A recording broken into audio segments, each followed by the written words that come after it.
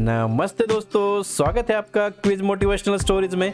और दोस्तों, हमेशा की तरह आज भी हम 5 नई इंटरेस्टिंग शॉर्ट मोटिवेशनल स्टोरीज देखने जा रहे हैं। दोस्तों, ये स्टोरी सुनने के बाद में आपको बहुत ही ज़्यादा इंस्पिरेशन और मोटिवेशन मिलेगा।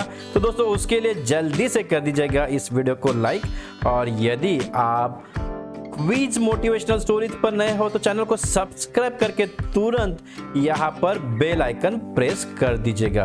दोस्तों से भी शेयर कीजिए ताकि उनको भी अच्छा मोटिवेशन मिल सके। तो शुरू करते हैं हमारी पहली कहानी के साथ में, जो है शार्क और चारा मछलियाँ। अपने शोध के दौरान एक समुद्री जीव विज्ञानी ने पानी से भरे एक बड़े टैंक में शार्क को डाला। कुछ देर बाद उसने उसमें कुछ चारा मछलियां डाल दी। चारा मछलियों को देखते ही शार्क तुरंत तैरकर उनकी ओर गई और उन पर हमला कर उन्हें खा लिया। समुद्री जीव विज्ञानी ने कुछ और चारा मछलियां यानी बैट फिशेस टैंक में डाली और वे भी तुरंत शार्क का आहार बन गए। अब समुद्री जीव विज्ञानी ने एक कांच का मजबूत पारदर्शी टुकड़ा उस टैंक के बीचों बीच डाल दिया। अब टैंक 2 भागों में बढ़ चुका था। एक भाग में शार्क थी, दूसरे भाग में उसने कुछ चारा मछली डाल दी। विभाजक पारदर्शी कांच से शार्क चारा मछलियों को देख सकती थी।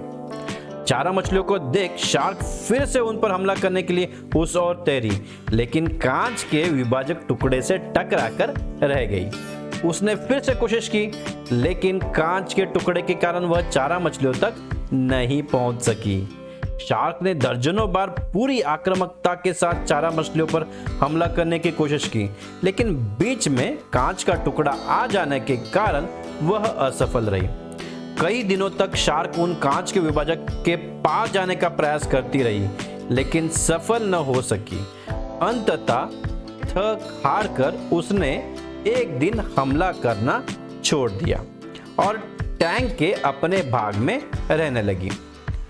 कुछ दिनों बाद समुद्री जीव विज्ञानी ने टैंक से वह कांच का विभाजक हटा दिया, लेकिन शार्क ने कभी उन चारा मछलियों पर हमला नहीं किया, क्योंकि एक काल्पनिक विभाजक उसके दिमाग में बच चुका था और उसने सोच लिया था कि वह उसे पार नहीं कर सकती।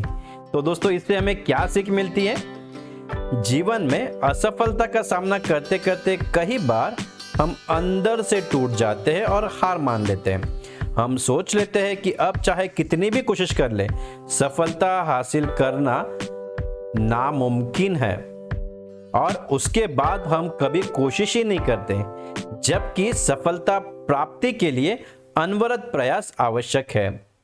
परिस्थितियां बदलती रहती है, इसलिए अतीत की असफलता को दिमाग पर हावी न होने दें और पूरी लगन से फिर मेहनत करें। सफलता आपके कदम चूमेगी। तो दोस्तों, कैसी लगी कहानी ये कमेंट में जरूर बताइएगा। चलते हैं दूसरी कहानी की ओर, जो है 4 मोमबत्तियां। दोस्तों, रात का समय था। चारों ओर घुप अंधेरा छाया हुआ था। केवल एक ही कमरा प्रकाशित था। वहां 4 मोमबत्तियां जल रही थी। चारों मोमबत्तियां एकांत देख आपस में बातें करने लगी। पहली मोमबत्ती बोली, मैं शांति हूं। जब मैं इस दुनिया को देखती हूं तो बहुत दुखी होती हूं। चारों ओर आपाधापी, लूट खसोट और हिंसा का बोलबाला है। ऐसे में यहाँ रहना बहुत मुश्किल है। मैं अब यहाँ और नहीं रह सकती। इतना कहकर मोमबत्ती बुझ गई। दूसरी मोमबत्ती भी अपने मन की बात कहने लगी। मैं विश्वास हूँ। मुझे लगता है कि झूठ, धोखा, फरेब, बेईमानी मेरा वजूद खत्म करते जा रहे हैं। यह जगह अब मेरे लायक नहीं रही। मैं भी जा रही हूँ। इतना कहकर दूसरी में मोमबत्ती भी बुझ गई। तीसरी मोमबत्ती भी दुखी थी। वह बोली, मैं प्रेम हूँ। मैं हर किसी के लिए हर पल जल सकती हूँ, लेकिन अब किसी के पास मेरे लिए वक्त नहीं बचा। स्वार्थ और नफरत का भाव मेरा स्थान लेता जा रहा है। लोगों के मन में अपनों के प्रति भी प्रेम भावना नहीं बची। अब ये सहना मेरे बस की बात नहीं। मेरे लिए जाना ही ठीक होगा। कहकर तीसरी मोमबत्ती भी बुझ गई। तीसरी बत्ती बुझी ही थी कि कमरे में एक बालक ने प्रवेश किया। मोमबत्तियों को बुझा हुआ देख उसे बहुत दुख हुआ। उसके आंखों से आंसू बहने लगे। दुखी मन से वो बोला, इस तरह बीच में ही मेरे जीवन में अंधेरा कर कैसे जा सकती हो तुम? तुम्हें तो अंत तक पूरा जलना था, लेकिन तुमने मेरा साथ छोड़ दिया। अब मैं क्या करूँगा? बालक की बात सुन चौथी मोमबत्ती बोली, घबराओ नहीं बालक, मैं आशा हूँ और मैं तुम्हारे साथ हूँ। जब तक मैं जल रही हूँ तुम मेरी लौ से दूसरी मोमबत्तियों को जला सकते हो। चौथी मोमबत्ती की बात सुनकर बालक का ढाढ़स बन गया।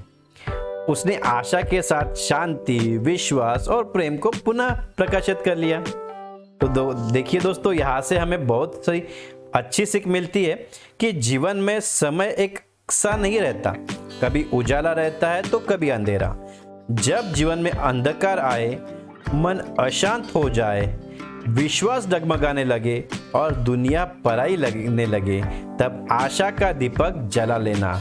जब तक आशा का दीपक जलता रहेगा, जीवन में कभी अंधेरा नहीं हो सकता। आशा के बल पर जीवन में सब कुछ पाया जा सकता है, इसलिए आशा का साथ कभी ना छोड़े। तो दोस्तों, कैसी लगी ये दूसरी कहानी, ये भी ज़रूर कमेंट में लिख दीजिएगा। दोस्तों, चलते हैं तीसरी कहानी की ओर, जो है समस्या का दूसरा पहलू। पिता ऑफिस का काम करने में व्यस्त था। उसका 10 साल का बच्चा बार बार कोई सवाल लेकर उसके पास आता और पूछ कर तंग करता। बच्चे की इस हरकत से पिता परेशान हो रहा था। इसका हल निकालने के लिए उसने सोचा, क्यों न बच्चे को कोई ऐसा काम दे दूं जिसमें वह कुछ घंटे उलझा रहे। उतने समय में मैं अपना काम निपटा लूंगा। अब की बार जब बच्चा आया तो पिता ने एक पुरानी किताब उठा ली। उसके एक पेज पर वर्ल्ड मैप बना हुआ था। उसने किताब का वह पेज फाड़ लिया और फिर उस पेज को कई छोटे छोटे टुकड़ों में काट दिया। वे टुकड़े बच्चे को देते हुए बोला, यह पेज पर वर्ल्ड मैप बना हुआ था, मैंने इसे कुछ टुकड़ों में बांट दिया है। तुम्हें इन टुकड़ों को जोड़कर फिर से वर्ल्ड मैप तैयार करना है। जाओ, इसे जाकर जोड़ो, जब वर्ल्ड मैप बन जाए तब आकर मुझे दिखाना। बच्चा वो टुकड़े लेकर चला गया। इधर पिता ने चैन की सांस ली कि अब कई घंटों तक बच्चा उसके पास नहीं आएगा और वह शांति से अपना काम कर पाएगा। लेकिन 5 मिनट के भीतर ही बच्चा आ गया और बोला, पापा देखिए मैंने वर्ल्ड मैप बना लिया। पिता ने चेक किया तो पाया कि मैप बिल्कुल सही जुड़ा था। उसने हैरत में पूछा, ये तुमने इतनी जल्दी कैसे कर लिया? ये तो बहुत ही आसान था पापा। आपने जिस पेज के टुकड़े मुझे दिए थे उसके एक साइड पर वर्ल्ड मैप बना था, एक साइड पर कार्टून। मैंने कार्टून को जोड़ दिया, वर्ल्ड मैप अपने आप तैयार हो गया। पिता बस बच्चे को देखता रह गया। तो दोस्तों, इससे भी बहुत अच्छी सीख हमें मिलती है कि अक्सर हम कोई बड़ी समस्या सामने आने पर उसे देख ये सोच लेते हैं कि समस्या बहुत बड़ी है और वो हल हो नहीं सकती। हम उसका एक पहलू देखते हैं और अपना दृष्टिकोण बना लेते हैं, जबकि उसका दूसरा पहलू भी हो सकता है जहाँ से उसका हल बहुत आसानी से निकला। जैसे कि देखिए, वर्ल्ड मैप तो बहुत बड़ी समस्या थी, लेकिन उसका दूसरा पहलू यानी कार्टून था जो बच्चे ने ढूंढ निकाला। इसीलिए जीवन में जब भी समस्या आए तो हर पहलू देखकर उसका आंकलन करना चाहिए, कोई न कोई आसान हल जरूर मिल जाएगा। तो कैसी लगी ये कहानी जरूर कमेंट बॉक्स में लिख दीजिएगा। चौथी कहानी, हमेशा सीखते रहो। एक बार एक गांव के 2 व्यक्तियों ने शहर जाकर पैसे कमाने का निर्णय लिया। शहर जाकर कुछ महीने इधर उधर छोटा मोटा काम कर दोनों ने कुछ पैसे जमा किए। फिर उन पैसों से अपना अपना व्यवसाय प्रारंभ किया। दोनों का व्यवसाय चल पड़ा। 2 साल में ही दोनों ने अच्छी खासी तरक्की कर ली। व्यवसाय को फलता फूलता देख पहले व्यक्ति ने सोचा कि अब तो मेरा काम चल पड़ा है, अब तो मैं तरक्की की सीढ़ियां चढ़ता चला जाऊंगा। लेकिन उसकी सोच के विपरीत व्यापारिक उतार चढ़ाव के कारण उसे उस साल अत्यधिक घाटा हुआ। अब तक आसमान में उड़ रहा वो व्यक्ति यथार्थ के धरातल पर आ गिरा। वह उन कारणों को तलाशने लगा जिनकी वजह से उसका व्यापार बाजार की मार नहीं सह पाया। सबसे पहले उसने उस दूसरे व्यक्ति के व्यवसाय की स्थिति का पता लगाया जिसने उसके साथ ही व्यापार आरंभ किया था। वह यह जानकर हैरान रह गया कि इस उतार चढ़ाव और मंदी के दौर में भी उसका व्यवसाय मुनाफे में है। उसने तुरंत उसके पास जाकर उसका कारण जानने का निर्णय लिया। अगले ही दिन वह दूसरे व्यक्ति के पास पहुंचा। दूसरे व्यक्ति ने उसका खूब आदर सत्कार किया और उसके आने का कारण पूछा। तब पहला व्यक्ति बोला, दोस्त, इस वर्ष मेरा व्यवसाय बाजार की मार नहीं झेल पाया, बहुत घाटा झेलना पड़ा। तुम भी तो इसी व्यवसाय में हो, तुमने ऐसा क्या किया कि इस उतार चढ़ाव के दौर में भी तुमने मुनाफा कमाया? यह बात सुन दूसरा व्यक्ति बोला, भाई, मैं तो बस सीखता जा रहा हूं, अपनी गलती से भी और साथ ही दूसरों की गलतियों से भी। जो समस्या सामने आती है उसमें से भी सीख लेता हूं। इसलिए जब दोबारा वैसी समस्या सामने आती है तो उसका सामना अच्छे से कर पाता हूं और उसके कारण मुझे नुकसान नहीं उठाना पड़ता। बस ये सीखने की प्रवृत्ति ही है जो मुझे जीवन में आगे बढ़ाती जा रही है। दूसरे व्यक्ति की बात सुनकर पहले व्यक्ति को अपनी भूल का एहसास हुआ।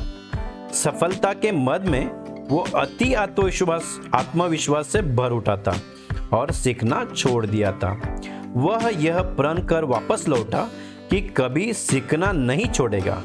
उसके बाद उसने कभी पीछे मुड़कर नहीं देखा और तरक्की की सीढ़ियां चढ़ता चला गया। दोस्तों, जीवन में कामयाब होना है तो इसे पाठशाला मान हर पल सीखते रहिए। यहाँ नित्य नए परिवर्तन और नए विकास होते रहते हैं। यदि हम स्वयं को सर्वज्ञता समझने की भूल करेंगे तो जीवन की दौड़ में पिछड़ जाएंगे, क्योंकि इस दौड़ में जीतता वही है जो लगातार दौड़ता रहता है। जिसने दौड़ना छोड़ दिया उसकी हार निश्चित है। इसलिए सीखने की ललक खुद में बनाए रखें, फिर कोई बदलाव, कोई उतार चढ़ाव आपको आगे बढ़ने से नहीं रोक सकता। तो दोस्तों, कैसी रही ये कहानी जरूर कमेंट कीजिए। साथ ही साथ दोस्तों, अब हम सुनने जा रहे हैं पांचवी और आखिरी कहानी। तो ये कहानी सुनने के बाद में इन पांचों कहानियों में से आपको कौन सी कहानी अच्छी लगी ये जरूर आप कमेंट कर दीजिएगा। तो पांचवी कहानी का नाम है हीरे की खान। अफ्रीका महाद्वीप में हीरो की कई खानों की खोज हो चुकी थी जहां से बहुतायत में हीरे प्राप्त हुए थे। वहां के एक गांव में रहने वाला किसान अक्सर उन लोगों की कहानियां सुना करता था जिन्होंने हीरो की खान खोजकर अच्छे पैसे कमाए और अमीर बन गए। वह भी हीरे की खान खोजकर अमीर बनना चाहता था। एक दिन अमीर बनने के सपने को साकार करने के लिए उसने अपना खेत बेच दिया और हीरो की खान की खोज में निकल पड़ा। अफ्रीका के लगभग सभी स्थान छान मारने के बाद भी उसे हीरो का कुछ पता नहीं चला। समय गुजरने के साथ उसका मनोबल गिरने लगा।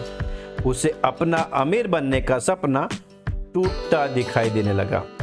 वह इतना हताश हो गया कि उसके जीने की तमन्ना ही समाप्त हो गई और एक दिन उसने नदी में कूदकर अपनी जान दे दी। इस दौरान दूसरा किसान जिसने पहले किसान से उसका खेत खरीदा था, एक दिन उसी खेत के मध्य बहती छोटी नदी पर गया।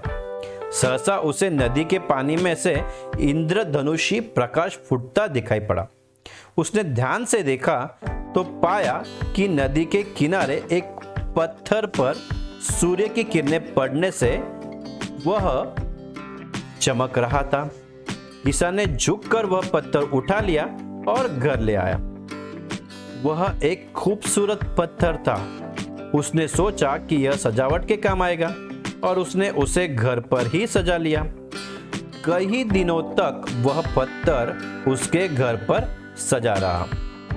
एक दिन उसके घर उसका एक मित्र आया। उसने जब वो पत्थर देखा तो हैरान रह गया। उसने किसान से पूछा, मित्र, तुम इस पत्थर की कीमत जानते हो? किसान ने जवाब दिया, नहीं, मेरे ख्याल से ये हीरा है, शायद अब तक खोजे गए हीरो में सबसे बड़ा हीरा। मित्र बोला। किसान के लिए इस बात पर यकीन करना मुश्किल था। उसने अपने मित्र को बताया कि उसे ये पत्थर अपने खेत की नदी के किनारे मिला है। वहाँ ऐसे और भी पत्थर हो सकते हैं। दोनों खेत पहुंचे और वहां से कुछ पत्थर नमूने के तौर पर चुन लिए। फिर उन्हें जांच के लिए भेज दिया गया। जब जांच रिपोर्ट आई तो किसान के मित्र की बात सच निकली। वे पत्थर हीरे ही थे। उस खेत में हीरो का भंडार था। वह उस समय तक खोजी गई सबसे कीमती हीरे की खदान थी। उस खदान का नाम किम्बरले डायमंड माइंस है। दूसरा किसान उस खदान की वजह से मालामाल हो गया। पहला किसान अफ्रीका में दर दर भटका और अंत में जान दे दी, जबकि हीरे की खान उसके अपने खेत में उसके कदमों तले थी। तो दोस्तों, इससे हमें क्या सीख मिलती है?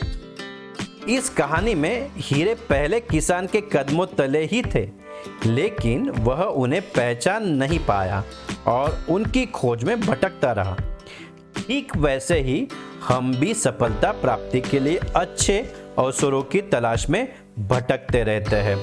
हम उन अवसरों को पहचान नहीं पाते या पहचान कर भी महत्व नहीं देते जो हमारे आसपास छुपे रहते हैं। जीवन में सफल होना है तो आवश्यकता है बुद्धिमानी और परख से उन अवसरों को पहचानने की और धैर्य से अनवरत कार्य करने की। सफलता निश्चित है। तो दोस्तों, इसी के साथ आपको भी सफल होने के लिए ढेर सारी शुभकामनाएं। सभी कहानी गौर से सुनने के लिए धन्यवाद। आपका दिन शुभ हो।